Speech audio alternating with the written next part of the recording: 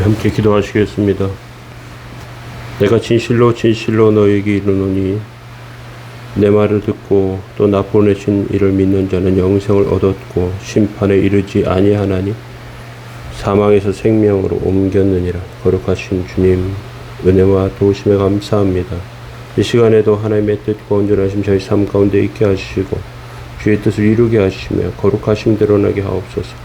성령의 인도하심과 역사하심으로 세우시기 원합니다. 예수님의 이름으로 기도합니다. 아멘. 찬송가 491장 1절 찬송 드리겠습니다.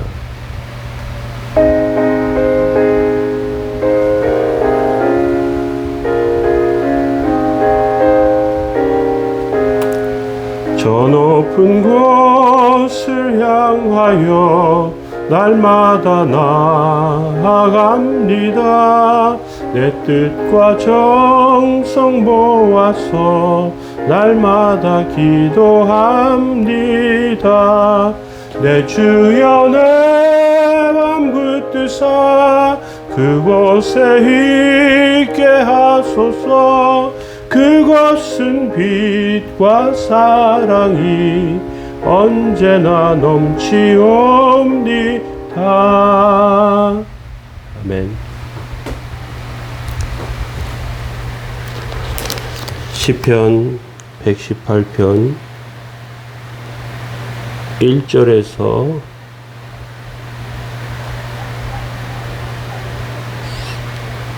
4절까지 말씀 보시겠습니다. 여호와께 감사하라. 그는 선하시며 그 인자하심이 영원함이로다. 이제 이스라엘은 말하기를 그 인자하심은 영원하다 할지로다. 이제 아론의 집은 말하기를 그 인자하심이 영원하다 할지로다. 이제 여호와를 경외하는 자는 말하기를 그 인자하심이 영원하다 할지로다. 아멘. 예, 오늘 시편 118편 첫 번째 말씀으로 인자하심에 들어감이라는 제목으로 하나님 말씀 나누겠습니다.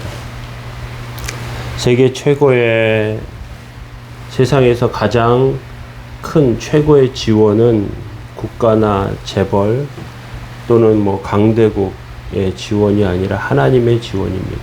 시편에는 하나님이 우리를 전적으로 도우시는 것을 하나님의 인자하심이라고 말합니다. 하나님의 인자하심을 받는 것은 평생 후원을 받는 것이나 또는 연금이나 장학금을 받는 것이나 영구적인 군사 지원을 받는 것보다 훨씬 낫습니다. 왜냐하면 하나님의 인자하심은 영원하기 때문에 그렇습니다. 본 시편은 하나님의 인자하심에 대해서 굉장히 구체적으로 말하고 있습니다. 1절에 여호와께 감사하라. 그는 선하시며 그 인자하심이 영원하다 이렇게 말하고 있습니다. 하나님께 감사하는 이유는 하나님의 인자하심의 혜택을 우리가 받고 있기 때문에 그렇습니다. 우리 생각에는 우리가 하나님의 별다른 도움 없이 어렵게 그렇게 지내는 것 같아도 하나님께서 든든히 후원하시고 계십니다. 그래서 우리의 삶의 어려운 가운데 길을 내시고요. 그 길을 걷게 하시죠. 그래서 6절에서도 여호와는 내 편이시라 이렇게 말하고 있어요. 우리가 기도할 때 하나님께서 편이 돼 주시는 것이죠. 시편 118편 이렇게 하나님의 인자하심과 위력 또 그 하나님의 성전이 되고 건축자의 버린 돌이 또 모퉁이 돌이 되는 그러한 것들에 대해서 말하고 있는데요. 하나님의 인자하심에 들어가기 위해서 우리가 기억해야 할 것을 먼저 오늘은 살펴보기로 원합니다. 우리가 하나님을 알고 하나님을 만난다는 것은 보통 일이 아니죠. 하나님을 만나고 하나님의 도움 가운데 서는 것은 세상에 어떤 누구를 만나는 것과 같지 않습니다. 대통령을 만나서 지금 당장 급한 일에 대해서 민원하고요. 또 도움을 구하면 그 대통령의 말 한마디가 어떤 방법을 찾게 하기도 해서 사람들이 그 시간을 굉장히 기다립니다. 그런데 하나님께서는 온 세상을 만드신 분이시고요. 우리를 지으셨습니다. 그리고 하나님께서는 우리의 모든 복을 가지고 계시고 그 복을 내려주십니다. 강복하시는 것이죠. 그래서 세상은 하나님을 잘 모르는 것처럼 그렇게 행동하지만 하나님은 존재하시고 하나님을 만날 수 있다면 이것보다 더 중요한 일은 없습니다. 그런 의미에서 하나님께서 인자하시다는 것은 굉장히 중요합니다. 시편 118편은 이스라엘 사람들에게 하나님께 감사하라고 말하고 있습니다. 왜냐하면 그 이유는 하나님께서 우리들에게 길을 가르쳐 주시기 때문에 그렇습니다. 우리가 하나님의 말씀을 듣는데 말씀을 듣는 것을 통해서 우리는 무엇을 아느냐? 하나님에 대해서 알게 되죠.